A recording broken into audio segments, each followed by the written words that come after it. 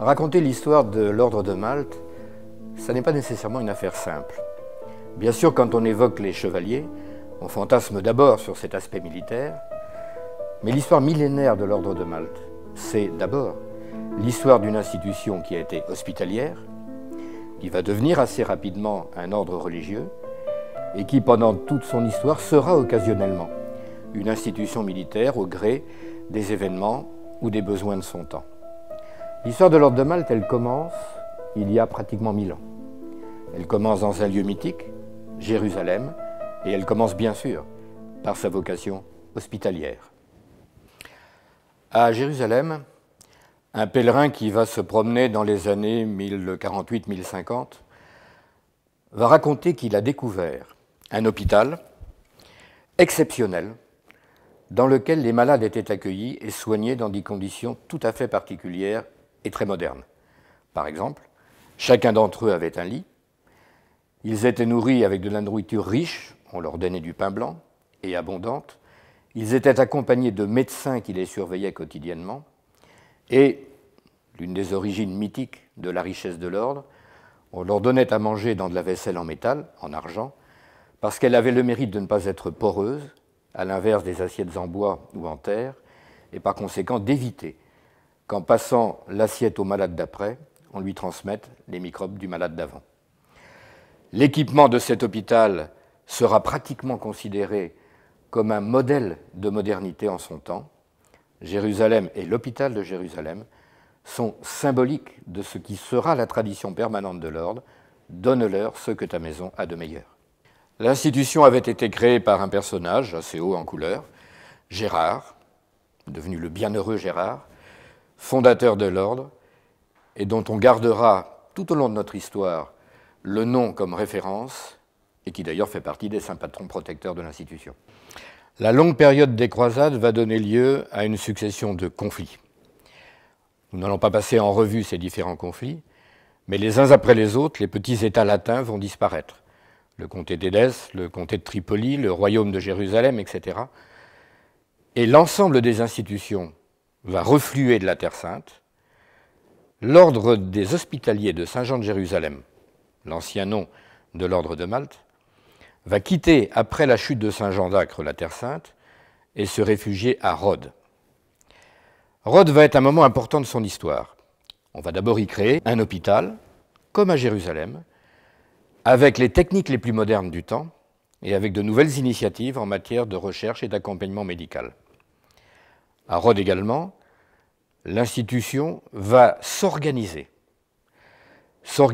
en langues, c'est-à-dire en nationalités, dont les trois plus anciennes, celles qu'on appelle encore aujourd'hui les vénérables langues, sont les langues d'Auvergne, de Provence et de France, dont ce drapeau est la symbolique, qui est toujours utilisé par les associations françaises. Nous avons évoqué tout à l'heure le fait que l'ordre était aussi un ordre religieux. Ce statut résulte d'une bulle, la bulle du pape Pascal II, de 1113, qui a fait de l'ordre des hospitaliers de Saint-Jean de Jérusalem, et désormais de Rhodes, un ordre religieux exempt de l'Église, c'est-à-dire dispensé de lui payer des impôts. Mais l'autre aspect de cet ordre religieux, c'est cette icône de la Vierge de Philerme. Philerme, c'est une petite chapelle qui est au bout de l'île de Rhodes, dans laquelle aurait été découverte cette icône, dont on dit qu'elle aurait été peinte par Saint Jean, sur le portrait même de la Sainte Vierge, mais une icône qui va nous accompagner tout au long de notre histoire, jusqu'à nos jours, et dont nous disons même aujourd'hui de cette sainte patronne qu'elle est aussi notre maîtresse de maison. Rhodes, c'est une île. Qui dit une île dit naturellement nécessité d'une puissance navale. C'est à partir de Rhodes que l'ordre va commencer à constituer sa force navale, dont on aura l'occasion de reparler plus tard.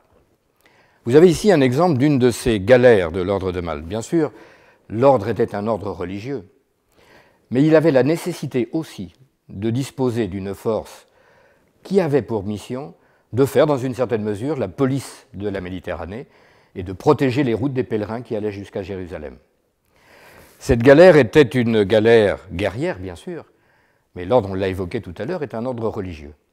À bord de ces galères, en même temps qu'on accompagnait l'ensemble de la démarche militaire de l'ordre, on accompagnait sa démarche spirituelle. Ici, à l'arrière de ces galères, on pouvait aussi célébrer la Sainte Messe. De cet accompagnement spirituel, vous avez ici un très bel exemple technique. Un autel portatif qu'on mettait à l'arrière des galères et qui permettait de participer à l'office religieux. Un autel techniquement extrêmement bien conçu, dont tous les abattants peuvent se rabattre, comme celui-ci par exemple, qui était porté comme un brancard et équipé de toute une série de tiroirs qui permettaient de ranger les objets liturgiques. Des autels comme celui-ci permettaient aux hospitaliers, ce qu'on appelait autrefois les moines noirs, parce qu'ils portaient sur leur vêtement de travail cette croix, engravée dans le cœur, disaient les textes anciens, et qui leur permettait de participer à leur vie spirituelle. Rhodes était un peu une obsession pour le nouveau calife de Constantinople, Soliman le Magnifique, qui rêvait de chasser les hospitaliers de cette île, ces hospitaliers dont il disait qu'ils étaient une épine qui lui était plantée dans le pied. Il y aura plusieurs sièges, d'une violence extrême, avec des rapports de force démesurés, 20 000 d'un côté, 200 000 de l'autre. Rhodes sera prise par trahison, et les hospitaliers vont quitter l'île, naviguer à travers la Méditerranée jusqu'à l'archipel de Malte, Gozo et Comino, qui leur avait été donné par l'empereur Charles Quint.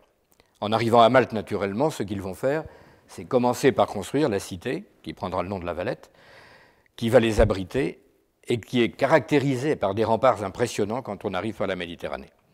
Ce qui est plus important à Malte, surtout, c'est que l'ordre va devenir la grande institution internationale qu'il est encore aujourd'hui, en développant plusieurs aspects de ses activités. Ces activités sont très naturellement, pour l'ordre de Malte, celles qu'on lui connaît bien. Ces activités hospitalières, bien entendu, nous allons y revenir. Ses activités maritimes et le déploiement de sa force maritime, et anecdotiquement, l'art. Dans le monde de la médecine, Malte, ça va être l'apogée de l'histoire médicale de l'ordre de Malte. À Malte, on va réinventer l'opération de la cataracte, par exemple, une vieille technique qui avait été inventée par la médecine arabe, mais oubliée. On va inventer la dissection, c'était un interdit à l'époque que d'ouvrir le corps humain. Tout chevalier de Malte qui mourait donnait son corps à la science. Et on a ouvert le corps humain pour découvrir comment ça marche. À Malte, on va inventer toute une série de pharmacopées. On a encore en mémoire, par exemple, le baume du commandeur qu'on trouve encore dans nos pharmacies. La chaire de médecine de Malte sera la plus réputée d'Europe. Les médecins qui ont fait leurs études de médecine à Montpellier, à Paris, à Vienne, les grandes écoles de médecine de l'époque, viendront terminer leur formation à Malte, qui était considérée comme le summum de la technique médicale européenne. L'image de l'ordre de Malte sera fondamentalement l'image de ces hospitaliers soignants. L'autre grande vocation de l'ordre, c'est sa vocation maritime. Malte sera bien entendu aussi un des moments importants de l'histoire maritime de l'ordre. Et après le grand siège puis la bataille de Lépante, au cours de laquelle les bateaux de Malte vont s'illustrer, l'ordre va développer sa flotte. À cette époque-là, Richelieu, en France, puis Colbert, vont décider qu'il fallait que la France soit dotée d'une véritable flotte. Richelieu disait que pour conquérir le monde, il fallait maîtriser les mers.